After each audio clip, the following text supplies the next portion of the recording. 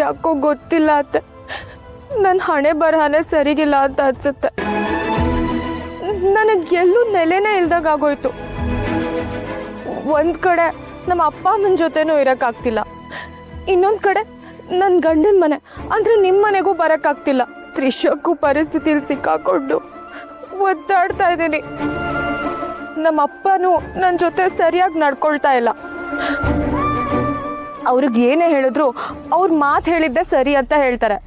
ಚಿಕ್ಕ ವಯಸ್ಸಿಂದ ನಮ್ಮ ಅಪ್ಪನೇ ನನಗೆ ಹೀರೋ ಅಂತ ತಿಳ್ಕೊಂಡು ಅವ್ರು ಹೇಳಿದ್ದೇ ಸರಿ, ಅವ್ರು ಮಾಡಿದ್ದೇ ಸರಿ ಅಂತ ಅವ್ರನ್ನ ಫಾಲೋ ಮಾಡ್ಕೊಂಡು ಬಂದೆ. ಆದರೆ ಅದರ ಪರಿಣಾಮ ಎಲ್ಲರ ದೃಷ್ಟಿಲೂ ನಾನೇ ಕೆಟ್ಟವಳಾಗ್ಬಿಟ್ಟೆ.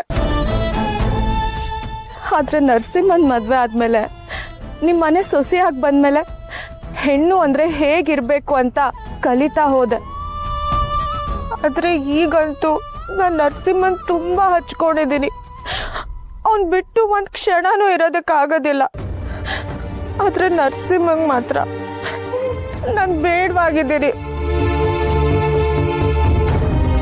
ಯೋಚನೆ ಮಾಡ್ಬಿಡಮ್ಮ, ಎಲ್ಲದಕ್ಕೂ ಒಂದು ಕಾಲ ಕೂಡ ಬರಬೇಕಲ್ಲ. ಈಗ ಪರಿಸ್ಥಿತಿ ಹೀಗಿರ್ಬೋದು, ನಾಳೆ ಎಲ್ಲ ಸರಿ ಹೋಗುತ್ತೆ. ಅಲ್ಲಿವರೆಗೂ ನೀನು ಸ್ವಲ್ಪ ತಾಳ್ಮೆಯಿಂದ ಕಾಯ್ಬೇಕಷ್ಟೆ. ಅವಾಗೆಲ್ಲ ನೀನು ನರಸಿಂಹನ ಮೇಲೆ ಮುಗಿ ಬೀಳ್ತಿದ್ದೆ. ಈಗ ನೀನು ಮಾಡಿರೋ ತಪ್ಪೆಲ್ಲ ನಿನಗೆ ಅರ್ಥ ಆಗಿದೆ. ಈಗ ನೀನು ಹೇಗೆ ಅವನನ್ನು ಪ್ರೀತಿ ಮಾಡ್ತಿದ್ಯೋ ಅವನು ನಿನ್ನನ್ನು ಹೀಗೆ ಪ್ರೀತಿ ಮಾಡಬೇಕು. ಅಲ್ಲಿವರೆಗೂ ಸ್ವಲ್ಪ ಟೈಮ್ ಹಿಡಿಯುತ್ತೆ. ಒಂದಲ್ಲ ಒಂದು ದಿವಸ ನಿನ್ನ ಪ್ರಯತ್ನಕ್ಕೆ ಜಯ ಸಿಕ್ಕೇ ಸಿಗುತ್ತೆ. ಅಲ್ಲಿವರೆಗೂ ನೀನು ಅವನ ಮನಸ್ಸನ್ನ ಗೆಲ್ಲೋ ಪ್ರಯತ್ನ ಮಾಡ್ತಾನೆ ಇರಬೇಕು. ನರಸಿಂಹ ನಿನಗೆ ಮೋಸದಿಂದಲೇ ತಾಳಿ ಕಟ್ಟಿರ್ಬೋದು, ಅವನ ಉದ್ದೇಶ ಬೇರೆನೇ ಇರ್ಬೋದು. ಆದರೆ ಆ ದೇವರೇ ನಿಮ್ಮಿಬ್ಬರು ಬಾಂಧವ್ಯನ ಬಂಧಿಸಿಟ್ಟಿದ್ದಾನೆ. ನೀನು ಮಾಡಿರೋ ಮೋಸಕ್ಕೆ ಅವನು ನಿನ್ನ ಮೇಲೆ ದ್ವೇಷ ಕಾರ್ತಿರ್ಬೋದು. ಆದರೆ ಅವನ ಪ್ರೀತಿ ಪಡ್ಕೊಳ್ಳೋಕ್ಕೆ ನೀನು ಪ್ರಯತ್ನ ಪಡಲೇಬೇಕು. ನಾನು ನಿನ್ಗೆ ಏನು ಬೇಕಾದರೂ ಸಲಹೆ ಕೊಡ್ಬೋದು, ಆದರೆ ಅದನ್ನು ನೀನು ಪಾಲಿಸ್ಬೇಕು ಕಣಮ್ಮ. ನನ್ನ ಮಗನ ಮನಸ್ಸಿಗೆಲ್ಲೋ ಮೂಲಕ ನಿನ್ನ ಜೀವನನ ನೀನೇ ಸರಿ ಮಾಡ್ಕೋಬೇಕು.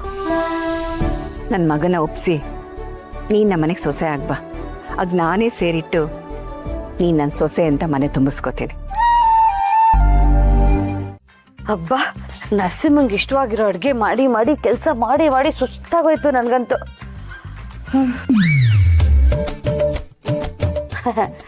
ಸಾರಿ ಅದಕ್ಕೆ ಅಡುಗೆ ಕೆಲಸ ಎಲ್ಲ ಮಾಡಿದ್ ನೀವೇ, ಆದರೆ ಸಹಾಯ ಮಾಡಿದ್ ನಾನಲ್ವಾ ನಿಮಗೆ?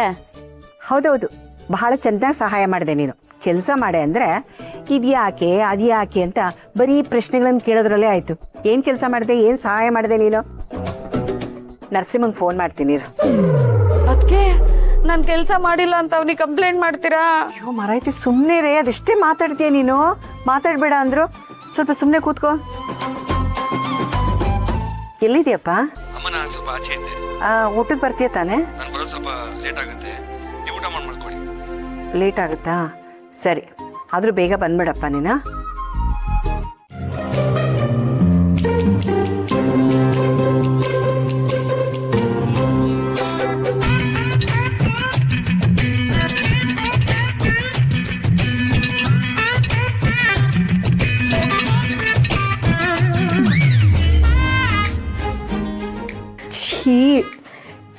ಏನಪ್ಪ ನರಸಿಂಹ ರೂಮ್ ಹೀಗಿದೆ.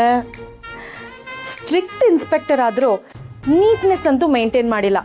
ಚಡ್ಡಿನ ಹೀಗೆ ಬಿಚ್ಚಿ ಹಾಗೆ ಬಿಟ್ಬಿಟ್ಟಿದ್ದಾನೆ.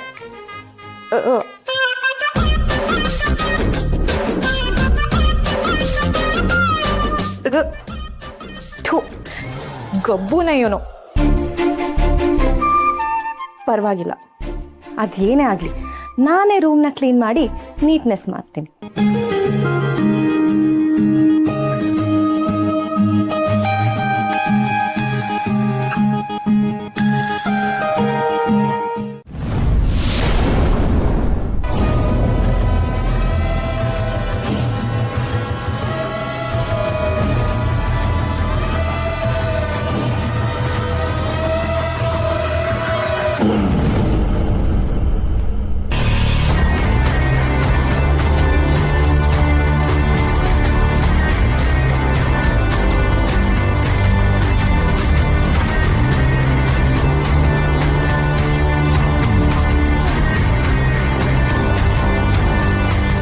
Thank you Disha. Soundarya, pregnant ಆಗಿರೋರು ಕೆಳಗೆ ಬಿದ್ದಿದ್ದ ಪೇಪರ್ಸ್ನ ಇಷ್ಟು ಈಸಿಯಾಗಿ ಬೆಂಡ್ ಆಗಿ ಎತ್ಕೋಬೋದಾ?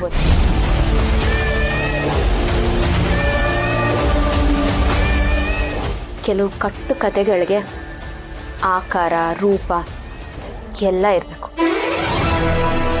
ಇಲ್ಲ ಅಂದ್ರೆ ಹೇಳ್ತಿರೋ ಕತೆ ಸುಳ್ಳು ಅಂತ ಅನ್ಸುತ್ತೆ. ಸದ್ಯದಲ್ಲೇ ನಿಮ್ ಬಂಡವಾಳ ಎಲ್ಲ ಬಯಲಾಗತ್ತೆ ಅಂತ ಅನ್ಕೊಳ್ಳಿ. ದಿಶಾ, ಏನಿದು? ನೀನು ಈ ಮನೆ ಸೊಸೆ ಆಗಿ ಬರಬೇಕು ಅಂತ ಚಿರುಗ್ ಮದುವೆ ಮಾಡಿಸಿ ನಾನೇ ನಿನ್ನ ಇಲ್ಲಿ ಕರ್ಕೊಂಡು ಬಂದರೆ ನನ್ನ ಎದುರಿಗೆ ನಿಂತು ಮಾತಾಡಿಸ್ತಾ ಇದೆಯಾ ಬಂತ ನಿನಗೆ?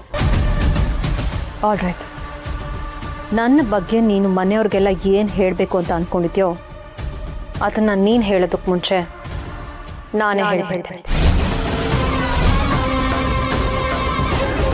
ಇಷ್ಟು ದಿನ ನನ್ನಲ್ಲೇ ಅಡುಗೆದು ನನ್ನ ಜೀವನ ಸತ್ಯ ಎಲ್ಲ ನಾನು ನಿನ್ನ ಹತ್ರ ಹೇಳ್ತೇನೆ. ಅದನ್ನು ಕೇಳಿಸ್ಕೊಳಕ್ಕೆ ನೀನು ರೆಡಿಯಾಗಿರೋ. I don't care.